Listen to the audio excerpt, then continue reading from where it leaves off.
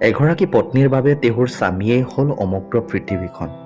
কিন্তু এই সম্পৰ্কটো আৰু বেছি মধুৰ কৰি তুলিবলৈ আমাৰ সৰু সৰু কিছুমান প্ৰয়াসে ডাঙৰ ভূমিকা লয়। স্বামীয়ে কেনেকৈ দিব পাৰি অলপ বেলেগ মৰম। একো নোকোৱাকৈও বুজি পোৱা তেওঁৰ চকুশাল পৰিবলৈ শিকক।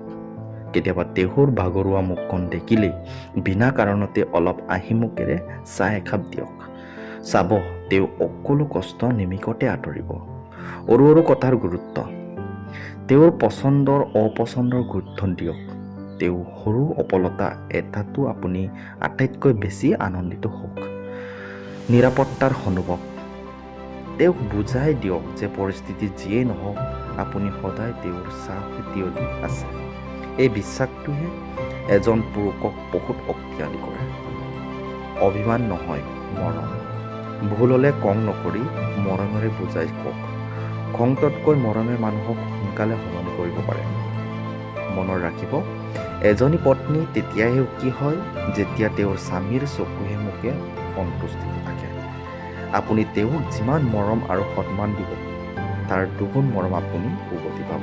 মৰমৰ সেই বান্ধোন চিৰকাল অটুট থাকক। ধন্যবাদ।